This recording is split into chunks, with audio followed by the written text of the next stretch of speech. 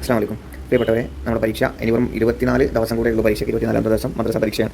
അപ്പോൾ 3ാം ക്ലാസ്സിലെ വിഷയങ്ങളൊന്ന് നമുക്ക് റിവൈസ് ചെയ്യാം. അങ്ങനെ ഓരോ വിഷയങ്ങളും പെട്ടെന്ന് നമുക്ക് ഓടിച്ചു പോകാം. ഓക്കെ, ഫിഖിലെ 6 പാഠങ്ങളാണ് പരീക്ഷയ്ക്കുള്ളത്. ഇന്ന് നമ്മൾ 5 പാഠങ്ങൾ നോക്കും. ഒരു പാഠം പിന്നീട് ഒരു അവസരത്തിൽ ഞാൻ വീഡിയോ ആയിട്ട് ചെയ്യുന്നതാണ്. ഓക്കെ, ഒന്നാമത്തെ പാഠം നിസ്കാരം എന്നുള്ള പാഠമാണ്.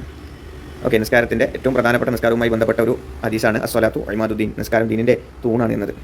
പിന്നെ ഉറക്കമോ മറവിയോ കാരണം നിസ്കാരം നഷ്ടപ്പെട്ടാൽ അവന് കുറ്റക്കാരനാവുകയില്ല. അതാണ് ഏറ്റവും പ്രധാനപ്പെട്ട ഒരു പോയിന്റ് എന്ന് പറയുന്നത്.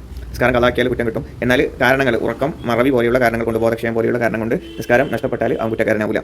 എന്നാൽ അതിനെ കലാ വീട്ടൽ വാജിബാണ്. നഷ്ടപ്പെട്ടതെന്ന് വിചാരിച്ചിട്ട് പിന്നെ നമ്മൾ ചെയ്ത് കലാ വീട്ടാതിരിക്കരുത്. കലാ വീട്ടൽ വാജിബാണ്. ഇനി ചോദ്യോത്തരങ്ങൾ നമ്മൾ പെട്ടെന്ന് വളരെ ഹൃസ്യമായ രീതിയിലാട്ടോ പറയുന്നത്. നിസ്കാരം നിർബന്ധമുള്ളത് ആർക്കാണെന്നാണ്. പ്രായപൂർത്തിയും ബുദ്ധിയും ശുദ്ധിയുമുള്ള എല്ലാ മുസ്ലിമിനും നിസ്കാരം നിർബന്ധമാണ്. നമുക്കറിയുന്ന കാര്യമാണ്. പ്രായപൂർത്തി എത്തണം, ബുദ്ധി വേണം, ശുദ്ധി വേണം.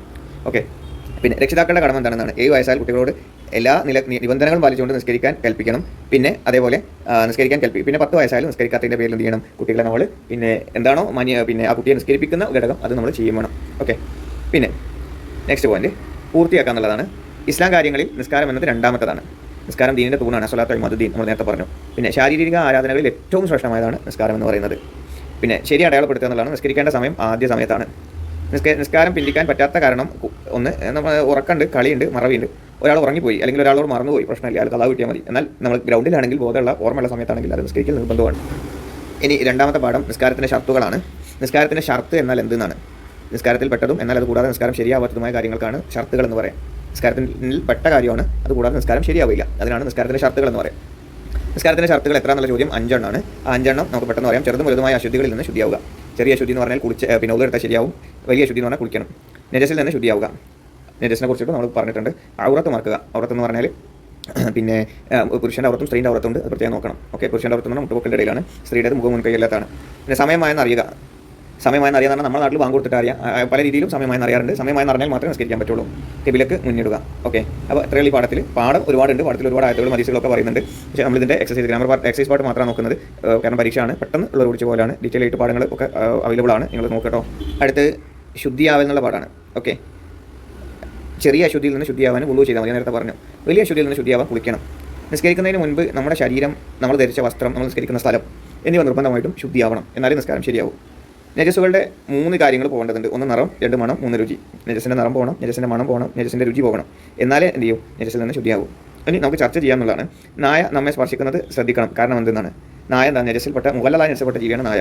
ഓക്കെ, അപ്പോൾ അത് നമ്മുടെ ശരീരത്തിൽ സ്പർശിച്ചാൽ നമ്മൾ ഈ പ്രാവശ്യം കേൾക്കേണ്ടി വരും, പ്രയാസമാണ്. പിന്നെ നമ്മുടെ വസ്ത്രത്തിൽ മൂത്രമായാലും എങ്ങനെ കഴുകണം എന്നാണ്. നജസിൻ്റെ നിറവും മണവും രുചിയും നീങ്ങുന്നത് വരെ എന്ത് ചെയ്യണം? നമ്മൾ കഴുകണം. ഓക്കെ, ചെറിയ കുട്ടികളുടെ മൂത്രം മലവും നജസുകളിൽ ഉൾപ്പെടും. ഓക്കെ, സിമ്പിളായിട്ടുള്ള ഭാഗങ്ങളാണ്. പിന്നെ നമുക്ക് ജസ്റ്റ് ഒരു ശരിയിടാനുള്ളതുണ്ട്. രക്തം നജസാണ്, കഫം നജസല്ല. മൂത്രം നജസാണ്. ചത്ത മത്സ്യം ശുദ്ധിയുള്ളതാണ്. പിന്നെ കണ്ണുനീര് സ്ഥിരമായിട്ട് വരുന്നതാണല്ലോ, നമ്മൾ തുടച്ച് കളഞ്ഞാൽ അതും പോവുമല്ലോ, അപ്പോൾ അത് നജസല്ല. എന്നാൽ ചലം നജസാണ്. ഓക്കെ, അപ്പോൾ ഇത്രയും കാര്യങ്ങളാണ് ഉള്ളത്. അതും സിമ്പിൾ പാഠമാണ്. അടുത്ത പാഠം വുളുവിൻ്റെ ഫർളുകൾ എന്നുള്ള പാഠമാണ്. വുളുവിൻ്റെ ഫർളുകൾ നേരത്തെ നമ്മൾ വുളുവിൻ്റെ ഷർത്തുകൾ പറഞ്ഞു. വുളുവിൻ്റെ ഫർളുകളാണ്. വുളുവിൽ നിർബന്ധമായും ചെയ്തിരിക്കേണ്ട കാര്യങ്ങളാണ് വുളുവിൻ്റെ ഫർളുകൾ. നിർബന്ധമായിട്ടും ചെയ്തിരിക്കണം. നമ്മൾ ചെയ്തില്ലെങ്കിൽ വുളു കിട്ടില്ല. വുളുവിൻ്റെ ഫർളുകൾ ഏതെല്ലാം എന്നുള്ള ചോദ്യമാണ്. നമുക്ക് പെട്ടെന്ന് 6 ഫർളുകളാണ് വുളുവിനുള്ളത്. 1 നിയ്യത്ത് ചെയ്യുക. നമുക്കറിയാം, മുഖം കഴുകുക, 2 കൈയും മുട്ടോട് കൂടി കഴുകുക, തലയിൽ നിന്ന് അല്പം തടയുക, 2 കാലുകളും നെരിയാൻ ഉൾപ്പെടെ കഴുകുക. പിന്നെ തർത്തീവ് വെല്ലം വയ്ക്കുകയോ ചെയ്യാം. ഓക്കെ, മുഖം കഴുകുമ്പോൾ വെക്കേണ്ട നിയ്യത്ത് ഉള്ളുന്ന ഫർളിനെ ഞാൻ വീട്ടുന്നതാണ്. നമ്മൾ മുൻകൈ കഴുകുന്ന സുന്നത്താണ്. ആ സമയത്ത് നമ്മൾ ഉള്ളുവിൻ്റെ സുന്നത്തിനെ വീട്ടുന്നു നിയ്യത്ത് വെച്ചാൽ മതി. ഓക്കെ, ഡിഫറൻറ്റ് ഞാൻ പറയുന്നില്ല. പിന്നെ അത് എടുക്കുന്നത് ക്രമം അനുസരിച്ചിട്ട് എഴുതാനാണ്. കാരണം പുതിയ പാഠ്യപദ്ധതി അനുസരിച്ചിട്ടുള്ള പരീക്ഷകളുണ്ടാവും. അപ്പോൾ അതിൽ ചിത്രങ്ങളൊക്കെ വരാൻ സാധ്യതയുണ്ട്. അപ്പോൾ അതും കൂടെ നിങ്ങൾ ഓർത്ത് വെക്കുക. ഓക്കെ, ആദ്യം നമ്മൾ മുഖം കഴുകിയതിന് ശേഷം മുഖം കഴുകിയതിന് ശേഷം കൈ കഴുകും. കൈ കഴുകിയതിന് ശേഷം നമ്മൾ തല തടവും. പിന്നീട് നെരിയാനും കൂടെ കാല് കഴുകും. ഓക്കെ, പിന്നെ ഇതിൽ ശരിയാക്കി എഴുതാനാണ്. വുളുവിൻ്റെ ഫർളുകൾ 5 ആകുന്നു. തെറ്റാണ്. വുളുവിൻ്റെ ഷർത്തുകളാണ് 5 എണ്ണം, വുളുവിൻ്റെ ഫർളുകൾ 6 എണ്ണമാണ്. തല തടവിയതിന് ശേഷമാണ് കൈ കഴുകേണ്ടത്. അല്ല, തെറ്റാണ്. തല തടവിയതിന് ശേഷമാണ് കൈ കഴുകേണ്ടത്. അല്ല, അത് തിരുത്തി എഴുതേണ്ടത്. തല തടവിയതിന് ശേഷം കഴുകുന്നത് കാലാണ്. പിന്നെ മുഖം കഴുകിയതിന് ശേഷമാണ് നിയ്യത്ത് ചെയ്യേണ്ടത്. അതിനൊരു പോളിസിയില്ല. ആദ്യം നിയ്യത്ത്, പിന്നെ പ്രവൃത്തി. അതാണ് നമ്മുടെ പോളിസി. അപ്പോൾ ആദ്യം ചെയ്യണം, നിയ്യത്ത് ചെയ്യണം. ഓക്കെ, പിന്നീട് വരുന്നതാണ് മുൻകൈ മാത്രം കഴുകിയാൽ മതി എന്നുള്ളതാണ്. അതും ഒരു തെറ്റായ കാര്യമാണ്. മുൻകൈ മാത്രം കഴുകിയാൽ മതിയാവുകയില്ല. ഓക്കെ, അപ്പോൾ ഇത്രയുള്ള ഈ ഭാഗങ്ങൾ ഒന്ന് വായിച്ച് നോക്കട്ടോ. 6ാമത്തെ പാഠം നോക്കാം, വുളുവിൻ്റെ സുന്നത്തുകൾ. ഓക്കെ, വുളുവിൽ ഫർളുകൾ മാത്രമല്ല സുന്നത്തുകളുണ്ട്. പിന്നെ സുന്നത്ത് എന്ന് പറഞ്ഞാൽ സ്വാഭാവികമായിട്ടും അത് ചെയ്തില്ലെങ്കിൽ പ്രശ്നമൊന്നുമില്ല, ചെയ്താലും നമുക്ക് കൂലിയും കിട്ടും, ബോണസ് മാത്രമേ ഉള്ളൂ. ഓക്കെ, പിന്നെ പൂർണ്ണമായ വുളു കിട്ടണമെങ്കിൽ നമ്മൾ സുന്നത്ത് തന്നെ ചെയ്യണം. പിന്നെ വുളുവിൻ്റെ സുന്നത്തുകൾ നമുക്ക് പരിചയപ്പെടാം. കിബിലയിലേക്ക് മുന്നിടുക. പിന്നെ വുളുവിൻ്റെ സുന്നത്തിനെ വീട്ടുന്നു പറഞ്ഞാൽ മുൻകൈ കേൾക്കുമ്പോൾ നമ്മൾ ചെല്ലുന്ന ജാൽ മാത്തഹൂറ വരെയുള്ള ദിക്ർ ചെല്ലുക, പല്ല് തേക്കുക.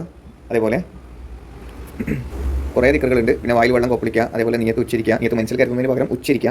പിന്നെ 2 കൈയും മുട്ടിന് മുകളിലേക്ക് കഴുകുക. അഥവാ നമ്മൾ മുട്ട് ഉൾപ്പെടെ കഴുകണമെന്നാണ്, മുട്ടിൻ്റെ മുകളിലേക്ക് കഴുകുന്ന സുന്നത്താണ്. പിന്നെ തലയിൽ നിന്ന് അല്പം തടവുന്ന പലപ്പോഴും നമ്മൾ പറയില്ല, തല മുഴുവൻ തടവുന്നത് നല്ലതാണ്. പിന്നെ മുഖവും കൈകാലുകളും നീട്ടി കഴുകുക. കൈകാലുകൾ കഴുകുമ്പോൾ വലതിനെ മുന്തിക്കുക.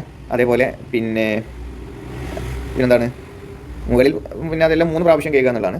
പിന്നെ ഒതുരത്തിന് ശേഷം 2 കൈയും മേലോട്ട് ഉയർത്തിയിട്ട് ദുആ ചെയ്യുക. ഇതൊക്കെ ഉദുവിൻ്റെ സുന്നത്തുകളാണ്. ഓക്കെ, ഇതിൽ ഒരു 3-4 എണ്ണം പ്രധാനപ്പെട്ടത് പഠിച്ചു വെക്കുക പരീക്ഷയ്ക്ക് വേണ്ടിയിട്ട്. പക്ഷേ ജീവിതത്തിന് വേണ്ടിയിട്ട് മുഴുവൻ കാര്യങ്ങളും പകർത്തുകയും ചെയ്യാം. ഓക്കെ.